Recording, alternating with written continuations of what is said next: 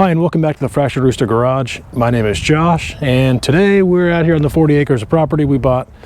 I feel like I owed you a couple updates as to what's going on. Some people in the comments are pretty curious, so here's the 40 acres. We had some thieves come through the area recently and kind of help themselves to some stuff in the neighborhood. Nothing of mine was taken, thankfully, but that definitely encouraged me to put up just a kind of a hasty gate here. I say it's temporary, but we know how that goes. This thing's probably going to be here for 25 years. So as you can see by looking at that gate, there's some multicolored flags over here. And that means, yes, we're about to break ground, finally. It's been almost a year and a half since we've owned this place, and we finally got most of the permits in order and got a lot of the contractors hired. In fact, there's one out there right now. He's digging me a pond because we needed some backfill dirt to build a pad to put our house in the shop and possibly another shop just for storage and stuff.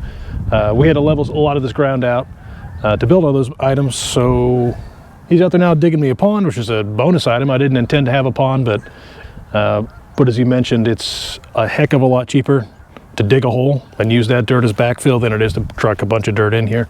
So I'm getting a bonus pond. That's awesome. They're down there working on it now. Let's cruise down there and see what they're up to.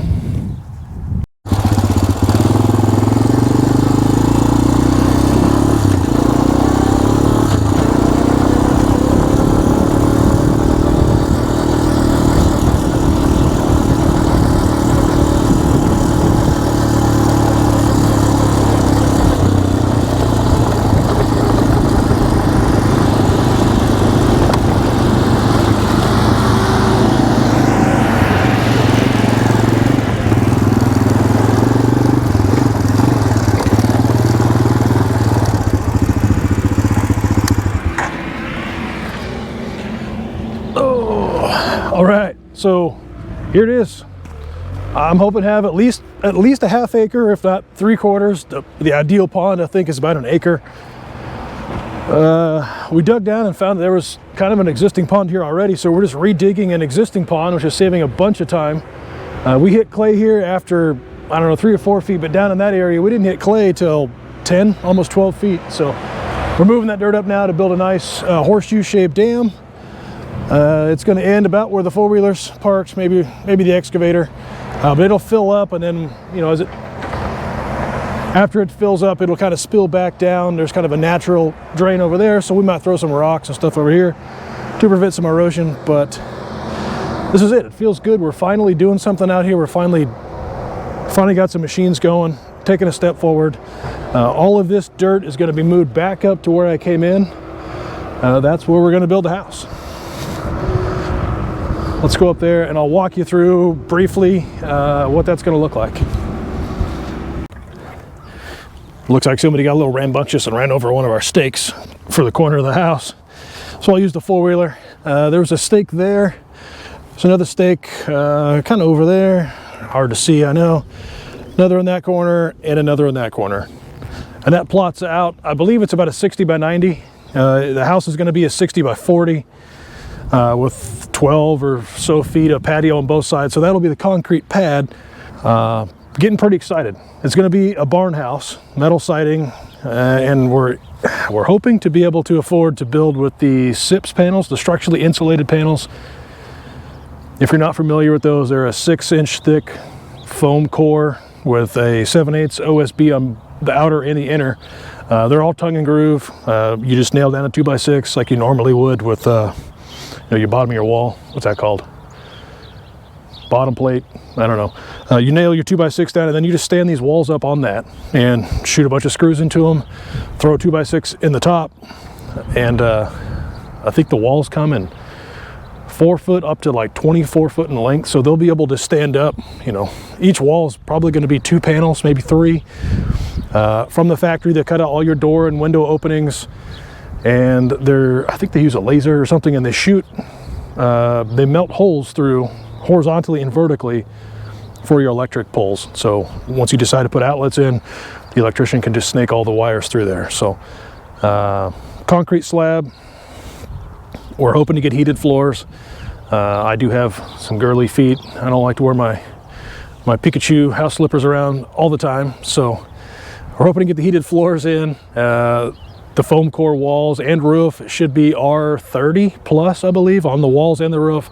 So the house will be built like a giant styrofoam cooler and should save us tons of money in the long run. We're going to throw some solar panels on the roof and run heat pumps for the HVAC. I believe it's about a 38 kilowatt solar system, and I think that's about what the house will use in a day. So we'll have about a net zero at the end of the day. I won't make money, but I hopefully won't spend money either. So it costs a little bit up front, but you know, my electric bills at the old place were like $400 and something a month. So if these panels cost whatever they're going to cost as an additional price, I think the ROI on the solar and the walls is going to be less than 20 years. So I don't know if I'll be living here that time, but I'm hoping not to have a utility bill for the next 20 years. So spending it all up front to save it all on the back end. Hopefully it adds some value to the house too. So here's the 40 by 60 for the house, and then on the end we're going to have another 40 by 60 in kind of a T configuration with garage doors pointed towards the gate. We'll have a nice driveway coming in. I think we're going to do some milled asphalt, some recycled asphalt. We'll drag it in here to a nice teardrop circle drive shape.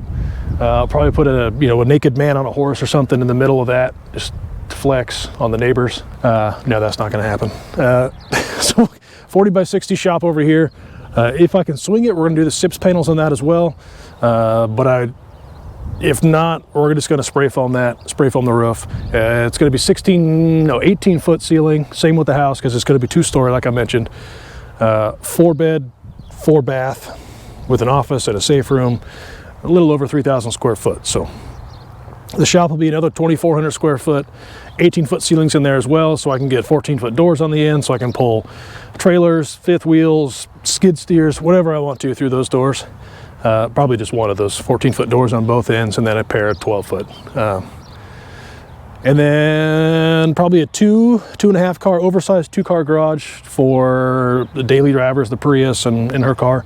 We'll throw them in there, and they're going to wall that in, put a roof on it, and build a loft above that with some handrails, and then we can throw a couch and a TV and some desks and part storage, whatever you're going to have up there. So total on the garage, it'll be closer to 3,000 square foot as well. So that will give me an L-shaped shop. Hopefully I can fit 1, ideally 2 lifts in there with the front and rear 14-foot door. And I'm debating on putting a couple side load doors so I can access the bigger part of the L without having to drive or move trailers and stuff all the way out of the narrow passage to get back to the shop, if that all makes sense. I'll throw a graphic on here to kind of show you what I'm talking about.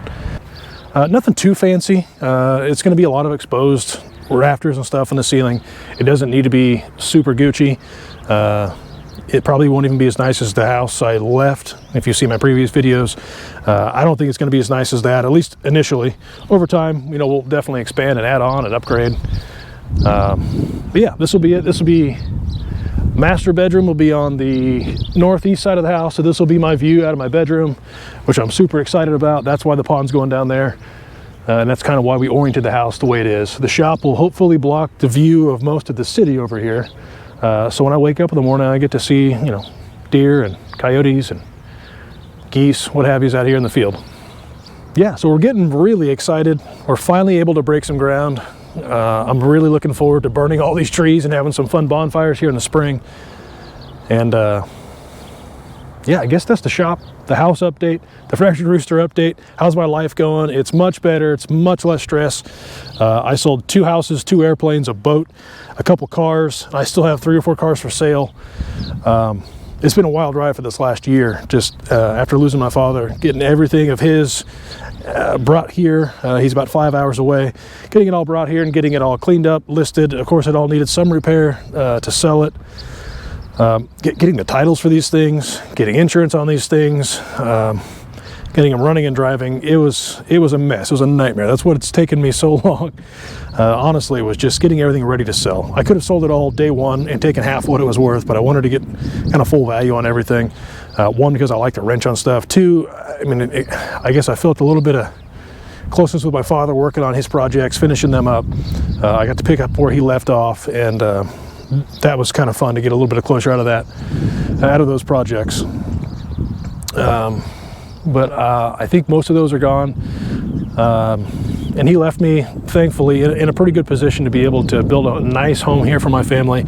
And my goal is to do the same for my kids. I tell them every time we come out here, we're riding four-wheelers and stuff, I say, you know, eventually this is all going to be yours, or, you know, or another one like it that's bigger and better. So I'm really big on the generational wealth and passing stuff on to your kids as you can. They have fun out here. They have a connection to it. I know the guy I bought it from lives right over there, and it tore his heart out to sell this property. It was in his family for decades. It would do the same to me if this were, you know, if I had owned this for decades as well. So that's the update. Behind me you'll see what was soybeans. We had a drought this year, and I think we just broke even after we paid for fuel to cut those.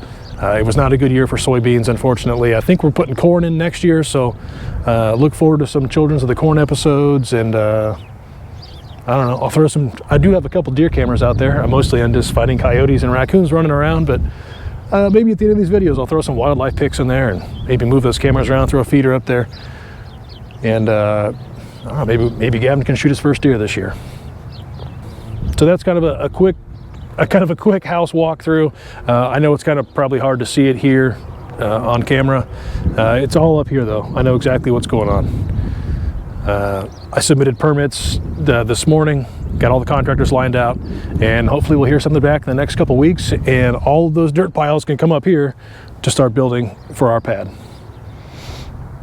But let's run back down there and have some more fun on those skid steers. I can't let these guys have all the fun today. There's no shortage of help when you got heavy equipment. My buddy Jay jumped at the opportunity to learn how to run a skid steer. I threw him in it and he took to it like a fish to water. I'm gonna probably got the prime out of this machine to have some fun.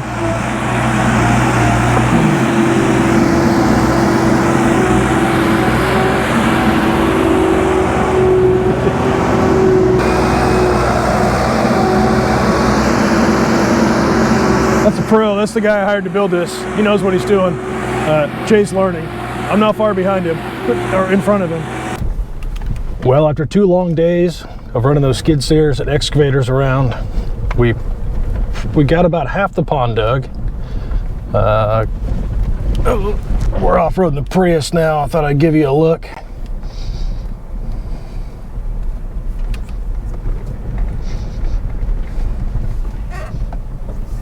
Let's see if we can get the Prius stuck.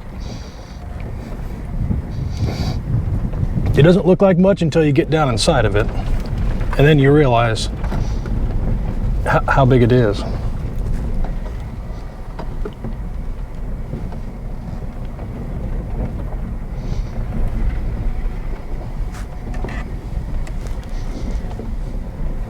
There it is.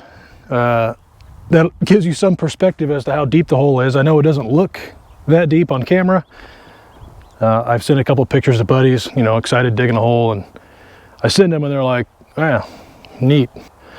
But when you stand down at the bottom, you really get a perspective as to how deep it is. So I'm pretty excited. This was about 2 days, maybe a day and 3/4 worth of work. We're flying right along, honestly. This is where the dam's gonna wrap around.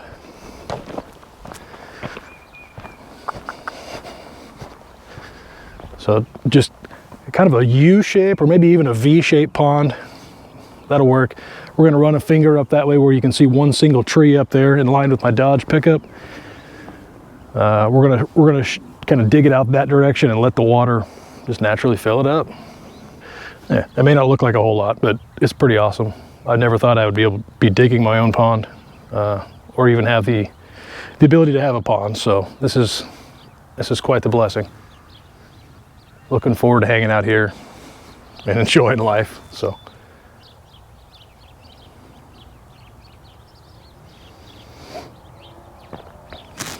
on that note, I'll sign off before I get sentimental and get gushy on you guys. But as always, thank you for watching. Thank you for supporting the channel. Thank you for all the likes and the positive comments. This has been a lot of fun. The videos I know are a little slow going, but we'll pick up pace.